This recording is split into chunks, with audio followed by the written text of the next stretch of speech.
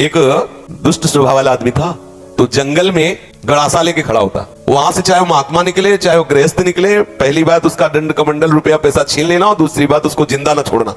मौज ऐसा हिंसक क्रूर स्वभाव का था, छीन लेना और मार देना। बहुत ध्यान से सुनना, ऐसा ही करता। अब एक महात्मा जो बड़े भजनानंदी तपस्वी त्यागी थे, तो ऐसे संतों के दर्शन मात्र से पाप नष्ट होते हैं। संत दर्श जिम पातक टरे, ऐसे महापुरुष का सानिध्य जो ही मिला तो उसने उठाया गड़ासा।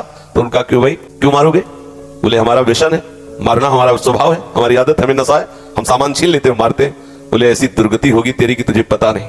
वो तपबल संपन्न थे, वो जो जो बोल रहे थे वो ऐसा लग रहा था कि उसके दिमाग पे लग रहा है। थोड़ी ही देर में संभाषण मात्र, एक तो दर्शन दूसरा संभाषण, तत्काल उसके हृदय में कंपायमान, हृदय में भय पैदा हुआ, चरणों में गिर गया। महाराज मैं तो बहुत पाप की, ये देखो संत दर्शन का फल, कोई उपाय बताओ। महाराज सब छोड़ दूंगा यदि मुझे शिष्य बना लो। तो उनका तुम्हें ऐसे शिष्य नहीं बनाएंगे, पहले तुम भारत के तीर्थों का अवगाहन करो, जब तुम पवित्र हो जाओगे तब तुम्हें शिष्य बनाएंगे। तुमने बहुत सी हत्याएं की है, बनाएंगे शिष्य, लेकिन पहले भारत के तीर्थों में भ्रमण करो। तो महाराज हम कैसे जानेंगे कि हम पवित्र हो गए, निष्पाप हो गए? तो उन्होंने एक सूखी लकड़ी दी और कहा जब ये हरी हो जाए, इसमें अंकुरण हो जाए तो वहीं से लौट आना, जानना तुम निष्पाप हो गए। चल पड़ा। और महापुरुष की प्रेरणा, ये होता है संत का प्रभाव। और वो लकड़ी ली सूखी हो, चल पड़ा।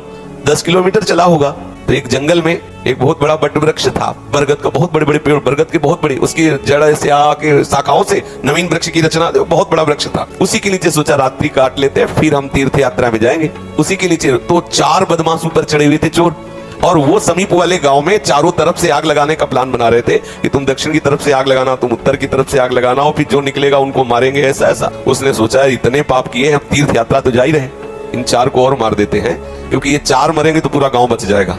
अरे तीर्थ ही जा रहे हैं तो जहाँ 50-100 वो मारे तो 2-4 इनमें क्या जाता है। उन्होंने आवाज लगाई, ये सुनो तुम्हारा प्लान ठीक नहीं है। तो देखा कि कोई हमारे प्लान को सुन लिया, तो उनका देखो अब तुम्हारे गुरु है इस बात के, जीवन हो गया गड़ासा चलाते हुए, मुझे पता है तुम फंस जाओगे, नीचे उतरो। अब एक साथ थोड़ी उतरेंगे, एक एक उतरो। बड़ा वृक्ष था तो जड़ की आड़ में, उसको पता था, मारने का अभ्यास था, बिना अस्त्र शस्त्र के हाथ ही से मार दिया, 4 को मार दिया। मारा, सोचा अभी यहाँ तो हमने हत्या कर दी, यहाँ नहीं रुकेंगे, आगे जो ही लकड़ी उठाया तो हरी हो गई। गुरु जी लोग कहा था लकड़ी हरी हो जाए तो वापस आ जाना तीर्थ यात्रा। अभी तो कोई गंगा नहाया नहीं, जमुना नहीं नहाया, तीर्थ यात्रा नहीं की और लकड़ी हरी हो गई, पर गुरु ने कहा था हरी हो जाए तो वापस आ जाना। वापस चला गया। जो ही पूछा, वाह गुरु जी दंडवत। बोले तीर्थ यात्रा के लिए भेजा तो वापस कैसे आ? बोले आपने कहा था जहाँ आपकी लकड़ी हरी हो जाए वहीं जान लेना, पवित्र हो गए। तो गुरु जी लकड़ी तो हरी हो गई। बोले किस तीर्थ में लाया? बोले ला आया नहीं, 4 को और मार दिया। बोले 4 को मार दिया तो और पाप बढ़ना चाहिए। तो उन्होंने बताया पूरे गांव की रक्षा करने के भाव से मैंने 4। तो बोले देखो बेटा, अभी तक अपने स्वार्थ के लिए मारते थे, उद्देश्य था आपको अपने स्वार्थ का, तो पाप हुआ। लेकिन पूरे नगर के गाय बैल जीव जंतु स्त्री पुरुष बच्चे सबकी रक्षा का उद्देश्य रख के 4 को मार दिया, तो वो महापुण्य हो गया। अब समझे,